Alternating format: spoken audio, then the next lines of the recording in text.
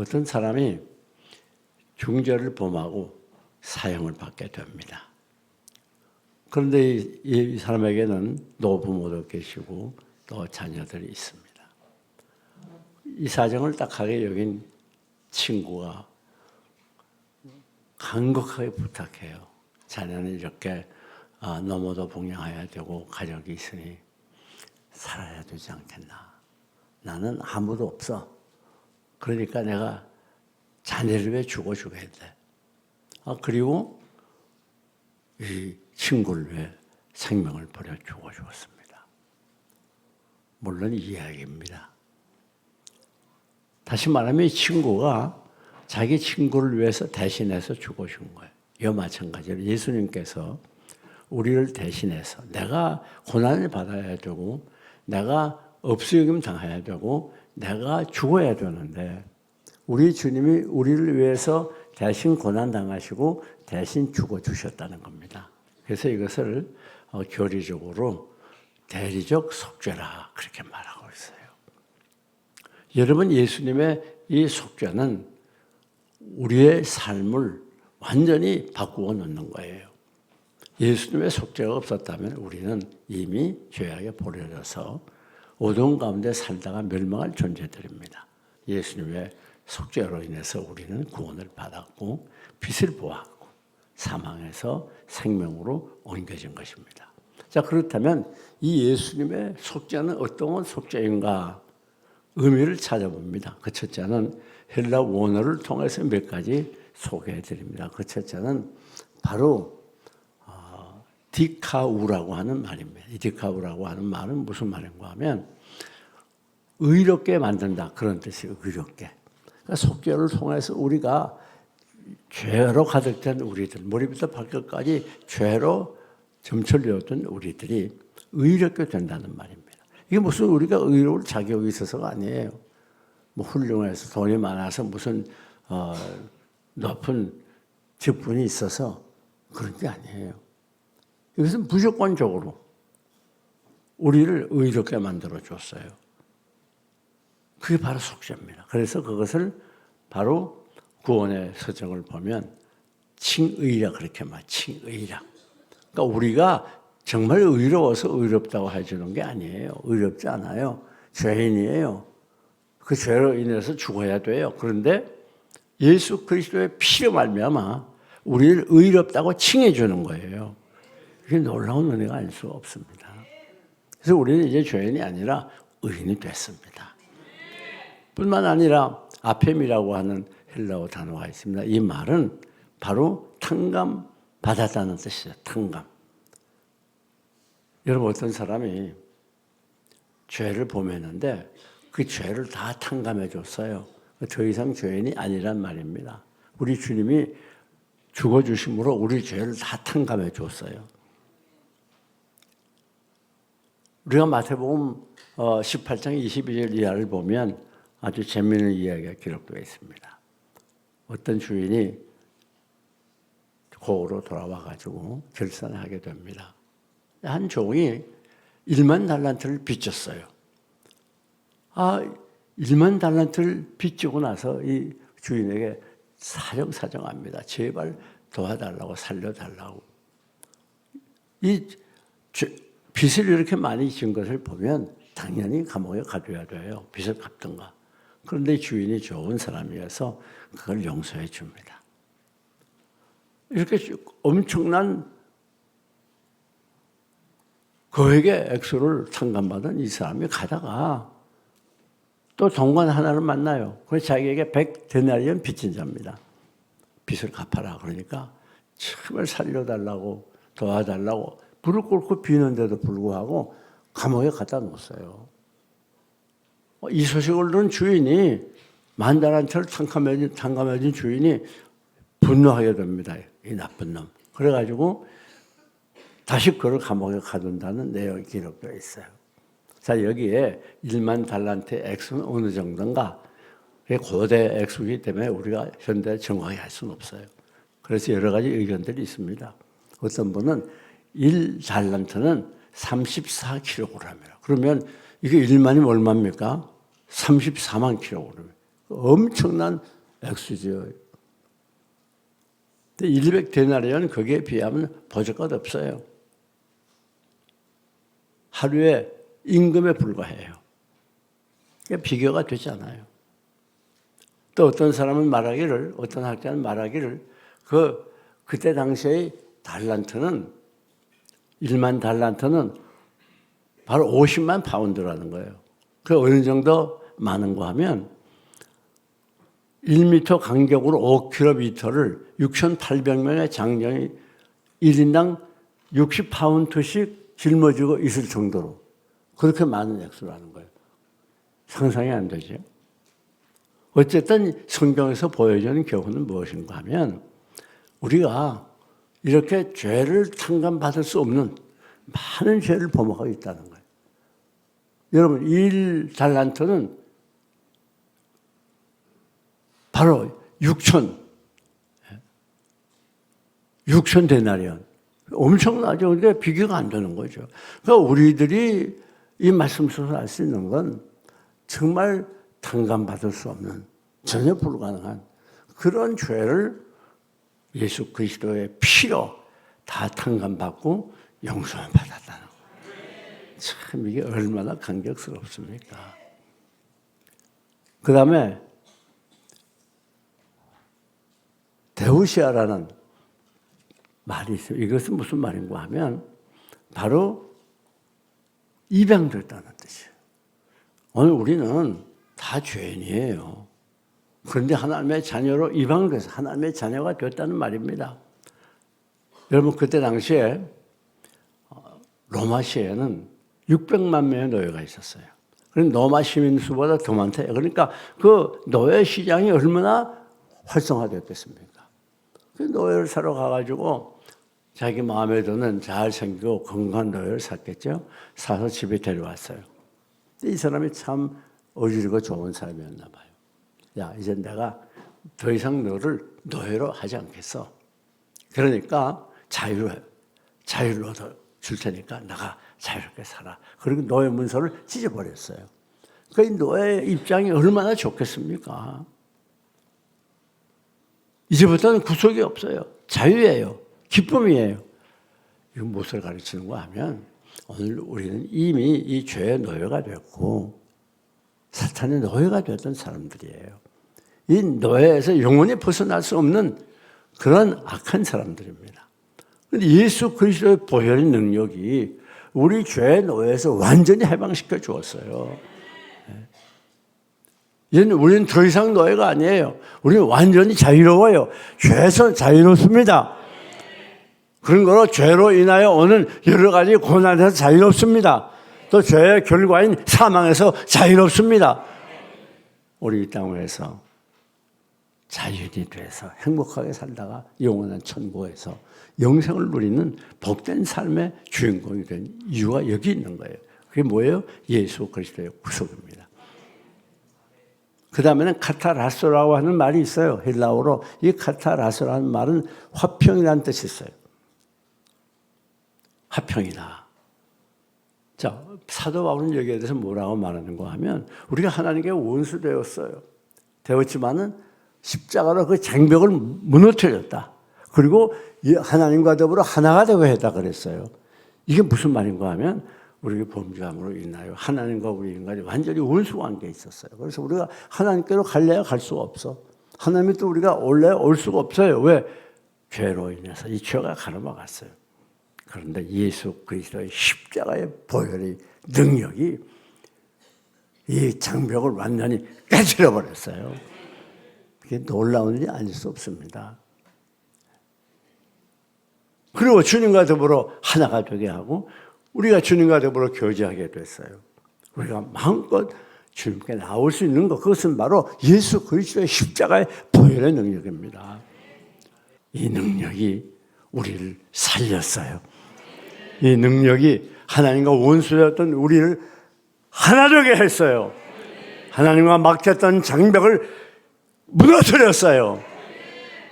그래서 우리는 우리 하나님과 더불어 하나가 된다는 거예요. 그리고 늘 하나님과 더불어 화평을 누리며 행복하게 사는 거예요. 이것을 교리적으로 우리 주님이 중보사역이라 그렇게 말해요. 우리 주님이 우리 하나님과 사람 사이에 중보자의 역할을 했어요. 또 그것을 사도 바울은 화목제물이라 그렇게도 말해요. 하나님과 우리 사이를 하나 되게 하기 위해서 제물로 드려졌다. 그렇게 말하고 있는 것입니다. 그렇다면 이 구속의 요소는 무엇입니까? 구속의 요소는 오늘 7절이 계속 알려주죠. 따라합시다. 그의 피로 말미암아. 무엇으로 말미암아? 그의 피로 말미암아. 구속 곧 죄사함을 받았다. 참 놀라운 일입니다. 여러분, 무슨 세상 다른 것으로 구속받은 게 아니에요. 예수 그리스도의 십자가의 피로 우리가 구속함을 받고 용서함을 받고 자유함을 얻게 되는 거예요. 그럼 왜 예수 그리스도의 피만이 우리가 구속함을 받고 우리 죄를 용서함 받을 수 있느냐? 그것은 하나님이 그렇게 정했기 때문에. 구약 성경을 보면 범죄한 사람들이 이 제물을 가지고 제사장 앞에 나오면 그 제물을 죽이고 그 흘린 피를 흘린 그 피로 죄 용서함을 받았어요. 그래서 히브리서 9장 22절을 보면 피 흘림이 없이는 사함이 없다. 그러니까 죄를 용서함 받는 건 피를 흘려야 사함을 받고 용서함 받을 수 있도록 하나님이 그렇게 정하셨어요. 그러니까 우리가 죄를 용서함 받는 길은 꼭 한 가지 길밖에 없어요. 그게 뭐예요? 예수 그리스도의 피. 바울뿐입니다. 예수님도 말씀하셨죠. 마태복음 26장 28절에 죄사함을 얻기 위하여 죄를 사하게 하기 위해서 많은 사람의 대성물로 흘리는 나의 피, 곧 언약의 피라.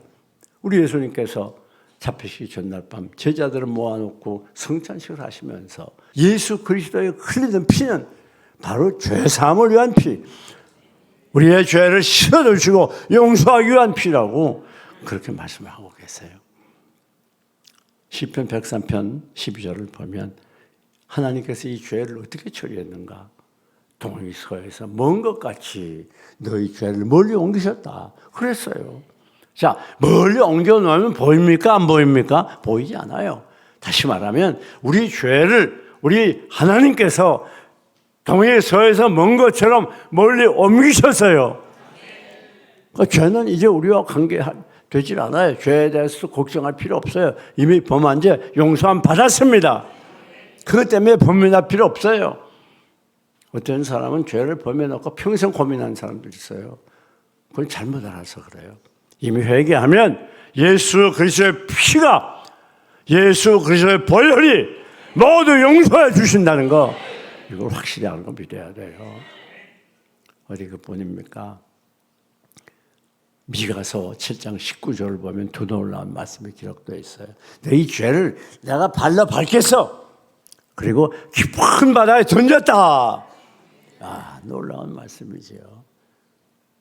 우리 죄를 발로 막 밟아가지고 어디다 던져버렸어요? 깊은 바다에. 더 이상 죄가 죄의 힘을 못 발휘하도록 발로 막 밟아요. 밟아가지고 이젠 다시는 나타나지 못하도록 깊은 바다 속에 던졌어요. 그러니까 죄가 여러분을, 죄의 능력이 여러분을 해하지 못합니다. 죄는 이미 완전히 바다 속에 던져진, 더 이상 우리를 괴롭히는 능력이 없어요. 힘이 없어요. 자, 그 다음, 그러면 구속을 한 그 방편이 뭐냐? 동기가 뭐냐 하는 거예요. 자, 7절이 말하지 않습니까? 주 안에서 은혜의 풍성함을 따라. 그랬어요. 자, 우리를 무엇으로 구속해 주셨습니까? 우리 주님의 풍성한 은혜. 이것이 우리를 구속해 준 거예요. 아니, 내가 뭐 잘나고 똑똑한 게 아니에요. 무슨 공을 많이 세웠어. 아, 너는 대단히 참 훌륭하다. 큰 공을 세웠어. 그래서 내가 너는 구속해 주지. 그런 게 아니에요. 아, 너는 가문이 아주 좋아. 그래서 구속해 주는 게 아니에요. 여러분, 무엇으로? 풍성한 은혜로. 풍성한 은혜가 뭐예요? 넉넉히 구속해 주고도 남는 은혜. 충분한 은혜, 그게 바로 풍성한 은혜예요. 가장 크고 위대한 은혜, 가장 뛰어난 은혜, 그 은혜가 우리를 구속해 준 거지. 무슨 우리가 훌륭해서 무슨 어떤 다른 조건이 있어서 무엇을 원해서 우리를 구속해 준 게 아니에요. 풍성한 은혜가 참 감사하죠. 여러분, 구속의 은혜를 받은 사람은 눈물이 많아요. 저는 중학교 어린 나이에 구속의 은혜를 크게 체험하고 나서 얼마나 많이 울었는지 모릅니다. 십자가를 생각하면서. 지금까지 그래요. 지금까지. 구속의 은혜가 있는 사람이 자원해서 기쁘고 즐겁게 봉사할 수 있고, 구속의 은혜로 충만한 사람이 이 예배 시간이 기다려지고, 예배 시간이 감격이 되고, 예배 시간에 은혜를 받고, 찬송이 기쁘고, 기도가 눈물이 쏟아지고, 말씀이 꿀소리처럼 단 거예요. 그래서 시편 기자는 말하기를 나에게 구원의 은혜를 회복시켜달라고 기도했어요. 우리가 이 구원의 은혜를 회복해달라고 기도하고 날마다 구원의 은혜 속에 행복한 삶을 누려야 될 것입니다. 여러분, 그러면 이렇게 우리를 구속해 준 결과가 무엇인가? 그것이 바로 여기 8절, 10절에 기록되어 있어요. 8절에 뭐라고 기록되어 있습니까? 그가 우리를 어떻게 해요? 지혜와 청명이 넘치도록 하겠다고 그래요. 지혜와 청명이 넘치도록 하겠다. 이게 무슨 말인가 하면 구속의 은혜를 받은 사람들에 대해서는 하나님께서 이 세상 살아갈 때 어떤 난관과 시련도 넉넉히 이기고 어떤 문제도 해결할 수 있는 그런 지혜와 청명을 주신다는 약속이에요. 다시 말하면 우리를 이 세상 사는 동안 우리의 삶과 인생을 보장해 주신다는 약속이란 말이에요. 그렇다면 여기 지혜는 뭡니까? 영적인 것에 관계되는 거예요. 다시 말해 신앙, 은혜, 지옥, 천국 이런 영적인 것에 관계되는 것입니다. 청명은 무엇입니까? 청명은 우리가 이 세상을 살아가는 삶의 원리를 말하는 거예요. 여러분, 우리가 성경을 보게 되면 신명기 34장 9절에 모세가 여호수아에게 자기의 지도자의 위치를 인계해주면서 안수기를 하니까 이 여호수아가 지혜의 영이 임했다 그래요. 여호수아에게 지혜의 영이 임했어요. 그랬더니 이스라엘 민족이 모세에게 순종하던 것처럼 여호수아에게 순종했다고 그랬어요. 우리 하나님은 현실을 결코 무시하지 않습니다. 여러분이 험한 현실 속에서 승리의 삶, 성공적인 삶, 행복한 삶을 살기 위해서 우리 하나님이 구속된 백성들의 이와 같이 지혜와 청명을 더해주는 거예요. 여러분, 우리가 성경 시편 111편 10절을 보면 여호와를 경외함이 뭐라고요? 지혜의 근본이야. 우리 인간은 죄인이기 때문에 지혜가 없어요. 오늘 우리가 받는 이 지혜는 오직 여호와 하나님께로부터 오는 것입니다. 하나님이 주셔야 되는 거예요. 그래서 오늘 우리 신자들은 이 불신 사회 속을 살아가면서 하나님의 지혜를 얻어서 다른 사람보다 하나님의 지혜를 모르는 사람보다 뛰어나게 되는 거예요. 그런데 이 지혜에 대해서 야고보 사도가 놀랍게 말씀해 주고 있습니다. 야고보 3장 18절을 보면 위로부터 난 지혜라. 이게 무슨 말이에요? 하나님이 우리에게 주시는 지혜는 어떤 지혜인가 그 말이에요. 인간의 얄팍한 지혜가 아니에요. 하나님이 주시는 지혜, 위로부터 난 지혜는 첫째 성결하고 다음에 화평하고 관용하고 양순하고 긍휼과 자비가 한이 없고 편벽과 거짓이 없나니 화평케 하는 자들은 화평으로 심어 의의 열매를 맺는다고 그랬어요. 이게 무슨 말인가 하면 오늘 이 세상을 살아가는 지혜는 뭐냐? 세상을 성공적으로 살아가는 지혜는 성숙한 인격이라는 거예요. 첫째 성결하고 다음에 화평하고 관용하고 양순하고 이게 전부 긍휼과 선한 열매가 가득하고 이게 전부 뭔가 하면 우리의 성숙한 인격을 말하는 거예요. 우리가 인격적으로 성숙할 때면 이 웬만한 문제는 일어나지 않아요. 인격적으로 미숙하니까 껄핏하면 안 할 말 텅텅하고 썩내고 그러다가 문제가 많이 터지잖아요. 덤비다가 뿐만 아니라 이미 일어난 문제도 성숙한 인격을 가지면 그걸 잘 마무리할 수 있는 거예요. 그러니까 우리들이 험한 세상에서 승리의 삶을 살 수 있는 것은 이 지혜를 얻어야 돼요. 인격적인 지혜를 가져야 된다는 말입니다. 그래서 요즘도 이 성공적인 선거의 방법에 대해서 많은 저서가 쏟아지는데 그 대본이 뭡니까? 대인관계를 잘하는 거 아니에요? 누가 대인관계를 잘해서 승화할 수 있어요? 성숙한 인격을 가진 사람들, 주님을 닮아가는 사람들. 얼마나 놀랍습니까? 솔로몬도 하나님께 간절히 기도했더니 하나님이 지혜를 주어가지고 인류 역사에 없는 유일한 지혜왕이 되지 않았어요? 자, 그러면 우리가 어떻게 해야 되겠느냐? 지혜와 책망을 어디에 해야 되겠는가? 어떻게 해야 되겠는가? 성경은 말합니다. 기도하라. 야고보 1장 5절에 뭐라고 말하죠? 너에게 지혜가 부족하거든 모든 사람에게 후히 주시고 꾸리지 않는 하나님께 구하라. 그리하면 주시리라. 그리하면 주시리라. 어떻게 기도해? 오직 믿음으로 구하고 조금 더 의심하지 말라. 의심하는 자는 마치 바람에 밀려 요동하는 바다 물결 같으니 이런 사람은 무엇이든지 주께 구하기를 생각도 하지 말라. 두 마음을 품어 모든 정함이 없는 자라다. 그렇습니다.